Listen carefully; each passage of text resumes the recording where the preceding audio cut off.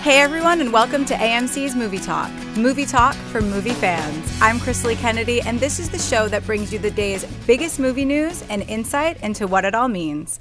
Joining me is AMC Movie News senior editor, John Campia. Hey, hey. Hello. And we also have director of the upcoming film ABCs of Death, John Schnepp. Hey, John.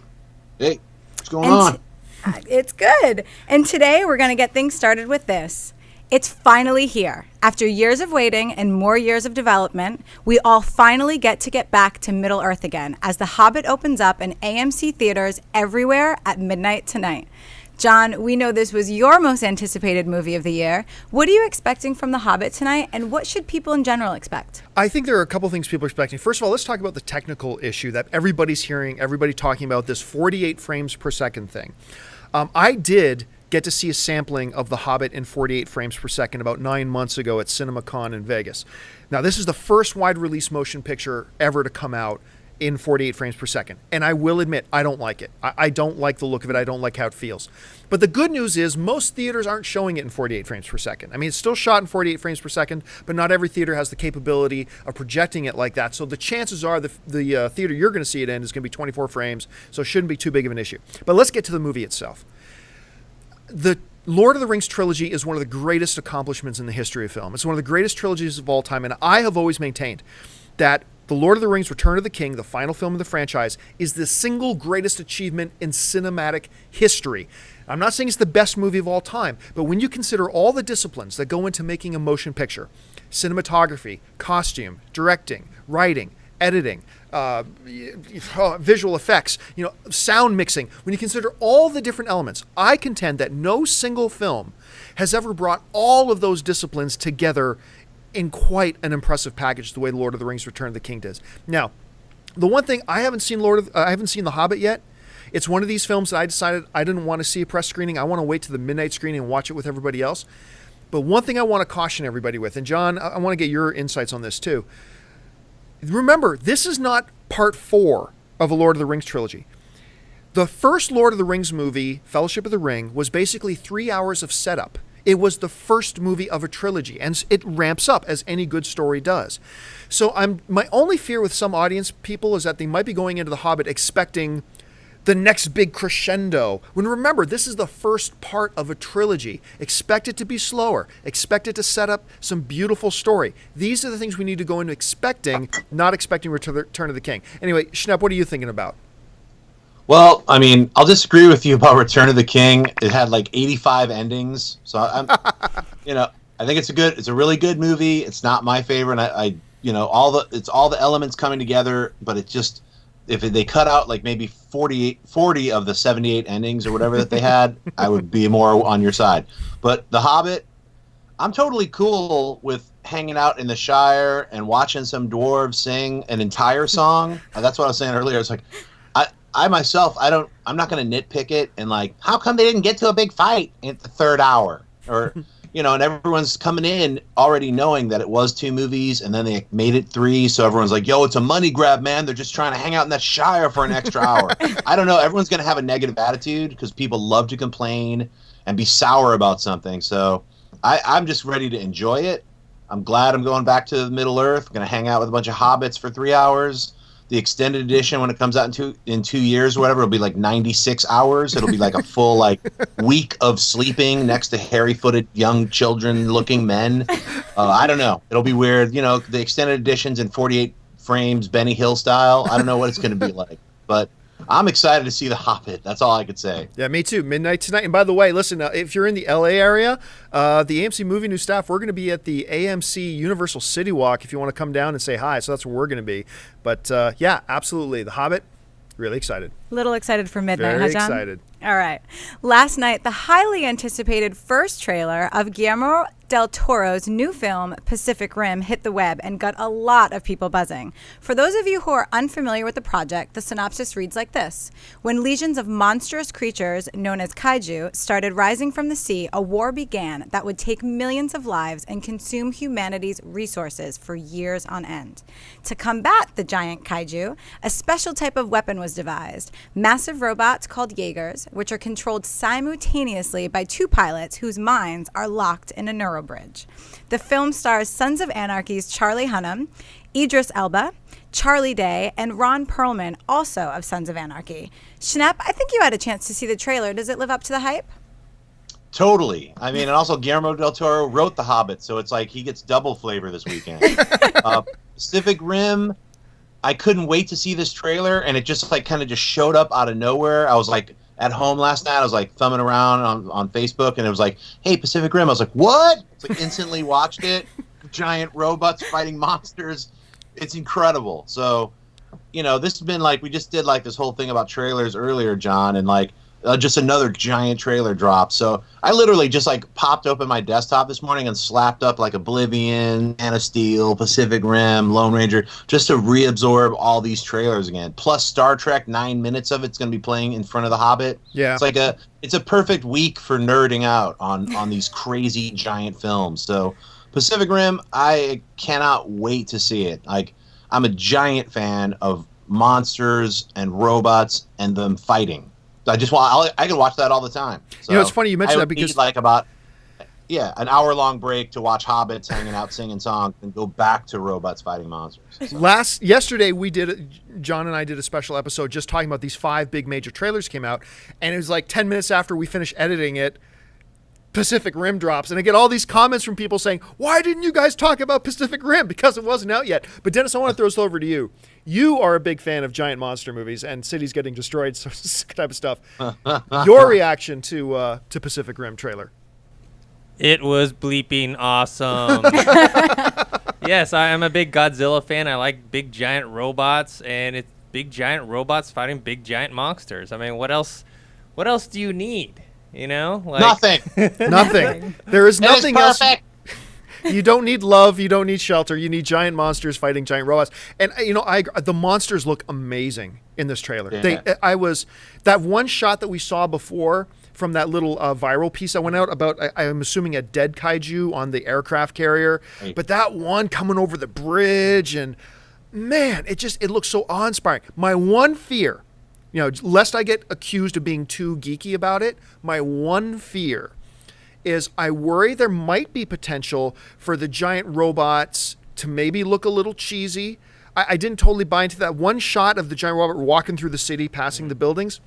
But not that I'm saying it did look cheesy. I'm just simply saying that I'm a little worried that maybe the potential for a little bit of cheesiness is there. And hey, Guillermo del Toro is not averse to a little bit of cheesiness if you've ever seen, Blade 2 or Hellboy 2. Sure. But sometimes when he uses cheesiness, it's delicious cheesiness. So that's what I was going to say. I like his cheese. Like, bring all that cheese to Pacific Rim. I want 7 different kinds of cheese, like a multi-layered pizza filled with cheese, and that pizza is robots and monsters. Yes, and of course we're all looking forward to the Neural Bridge. So sign me up. Neural Bridge connecting. Where's Gray Drake? Neural Bridge. Yeah. So yeah, I thought this trailer was awesome. I didn't quite like it as much as the Man of Steel trailer, but out of the 6. Yeah, out of the 6 major trailers we've seen in the last 4 days, I'd put it solidly number 2 for me personally. Yeah. Anyway. Number 2 is a great place to be. Yes. All right. We've known for some time that Benedict Cumberbatch is playing the villain in the upcoming Star Trek movie, Star Trek Into Darkness. What we haven't known is who is he playing. There's been some speculation, including on the show, that despite denials, Cumberbatch would be playing the iconic Star Trek villain Khan, while others believe it to be the character Gary Mitchell. In an interview this week, Cumberbatch again denied his character was Khan and claimed the villain's name is actually John Harrison, saying, "I play a character called John and not that other name. It's interesting. Speculation is speculation, and that's all fun." So, John, does this change your mind about the villain being Khan? Liar! Liar, liar, liar. You are not, your character's name is not John Harrison. Now, look, once again, let me preface all this by saying this. I am probably wrong. I'm admitting this right up front. I said that from day one when I said I am predicting that he is, despite denials, he is Khan. I'm probably wrong. So you don't have to come to me later and say, I told you so when it comes up that I'm wrong. I'm probably wrong. But no way. No way see a character named John Harrison. I cannot believe it. And look, we talked about it before. People lie. They lie. And I'm sorry, J.J. Abrams has been working so hard to keep this villain, this big mystery, and keep it quiet. And just, hey, you know what? It's Wednesday. Let's celebrate Wednesday. Benedict, go ahead and tell everybody what the name of your villain is. I'm not buying it any more than I'm buying the fact that the chick from The Dark Knight Rises comes out and denied that she was Talia al Ghul, denied she was a villain in the film. And, of course, she was. You know, Stabby. Yeah, that Bradley Cooper denies that he's going to be facing the A-Team. And oh, look, he's facing the A-Team. That Guillermo del Toro denied he was going to be working on The Hobbit. Oh, look, Guillermo del Toro's working on The Hobbit. I just still believe, and ever since it came out that the blonde woman that John, you and I talked about in the trailer, she is the same character from Wrath of Khan, who is the mother of Kirk's child. I'm still, despite the denials, I am still holding on to this, that I still believe it's going to be Khan, no matter what Benedict Cumberbatch says, no matter what J.J. Abrams says. I believe that's what it's going to be. I'm hanging on to that. What do you think? I've got one slight thing I thought of when I read that this morning. What if Benedict Cumberbatch is really playing a character named John Harrison, but he actually is taking revenge for Khan, who is like his dad, or Khan raised him, or he is like, because he's like, and I shall have my vengeance. It's like he is, and he's super powered. He's jumping around, killing Klingons in the trailer. So he's not just a human being. Like, whether or not he's Gary Mitchell, who knows? But I think he probably is connected to Khan. I bet Khan is in the movie, and if he's not playing Khan, he's like Khan's son. Like in the original Wrath of Khan. Yeah, I was going to say, one of the commenters actually jumped in the comments section and made the suggestion, hey, what if he's actually playing one of the other augments? Because Khan Noonien Singh is an augment, somebody who's genetically engineered to be bigger, faster, stronger, smarter.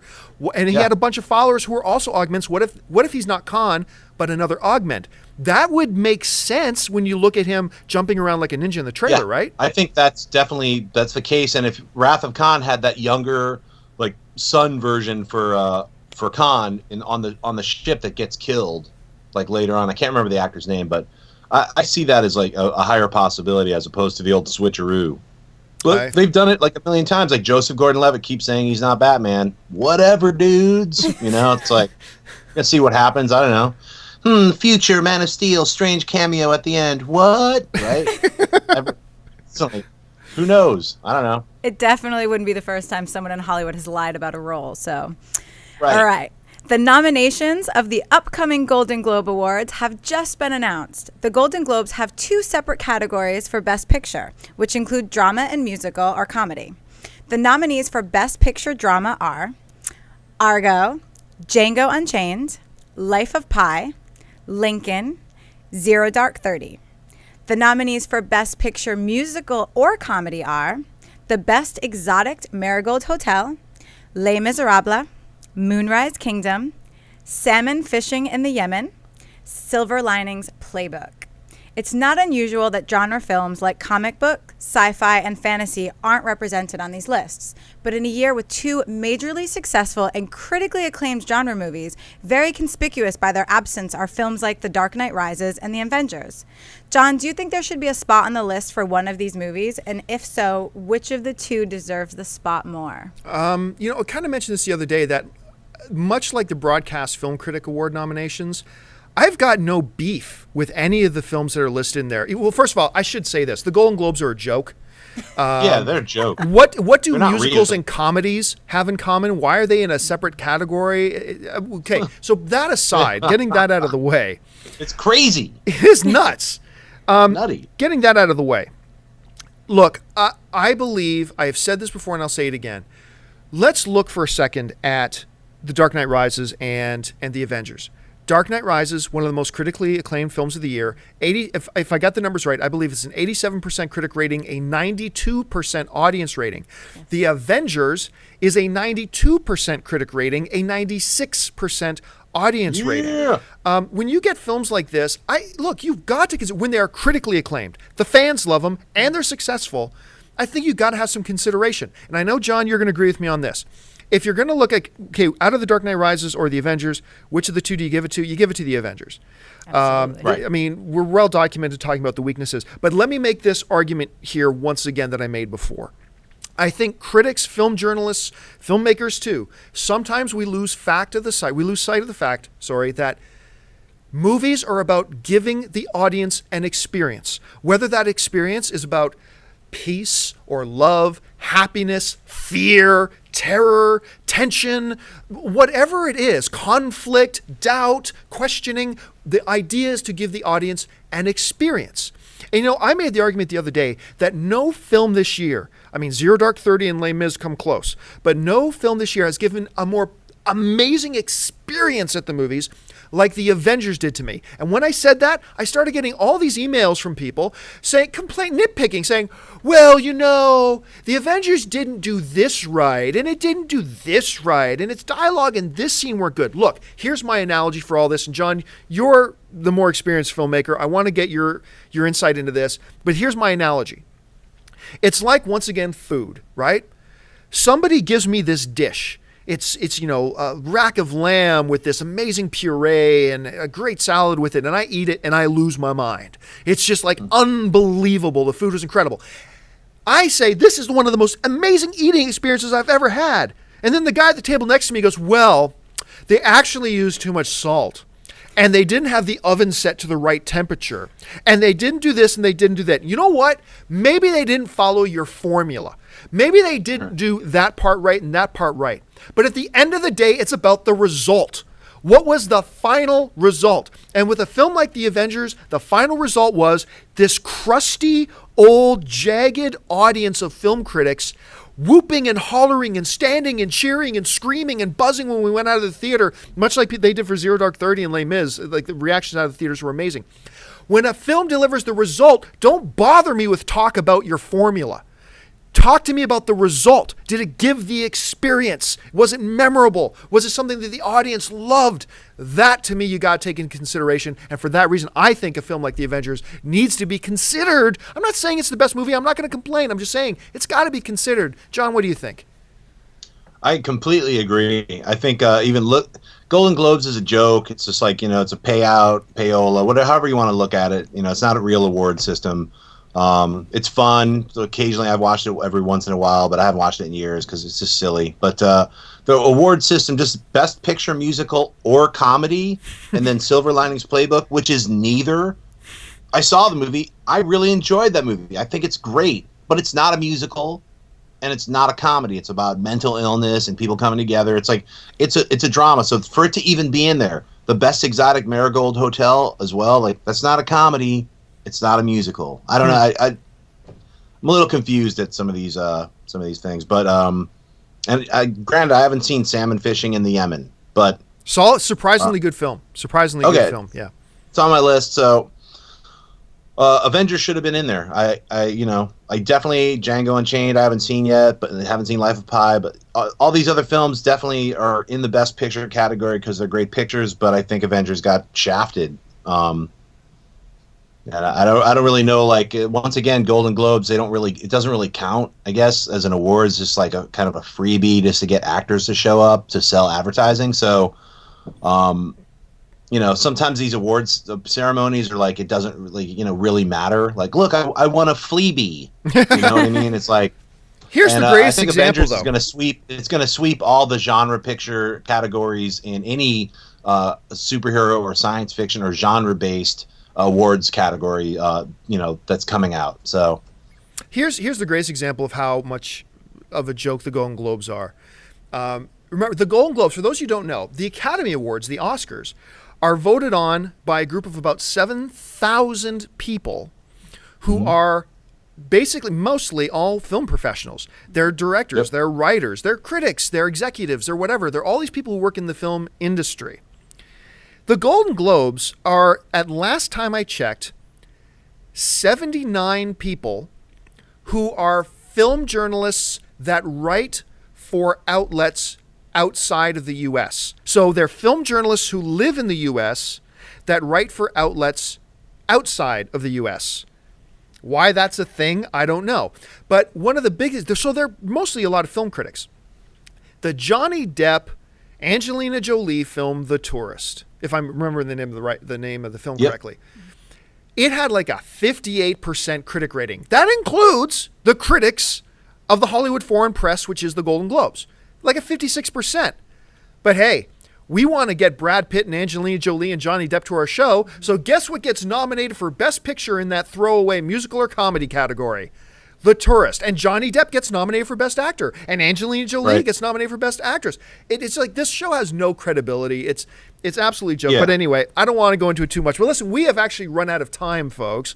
We want to thank you so much for joining us here on AMC Movie Talk. Remember, come back. We do this show every single day, keeping you up to date on everything going on in the world of movie news. But I want you to take a second, stop what you're doing, and click that subscribe button. You're probably watching this on YouTube right now, which is where we put up most of our shows. So click the subscribe button, subscribe to our AMC Theaters YouTube channel, and that'll keep you up to date on everything going on in the world of movie news, our editorials, and of course, the daily AMC Movie Talk show. And listen, while you're at it, make sure you follow us on Twitter at twitter.com/AMC Theaters. Become one of the people who like us on Facebook. Almost 4 million people already have at facebook.com/AMC Theaters. And once again, click that subscribe button and become one of our subscribers. I want to thank Chrysalie. Thank you so much for being here. Thanks for having me. Thanks a lot, Dennis. No problem. And of course, thanks to the great John Schnepp. Thank you so much, John. What's up? Thank you. And thank you, folks, for joining us. Don't forget, come back and join us next time. And most importantly, jump down into the comments section and leave your thoughts. What do you think about the upcoming Hobbit? What do you think about Star Trek? What do you think about the nominees? Give us your thoughts. We want to hear your insight. Until next time, my name's John Campia for AMC Movie News. Bye-bye.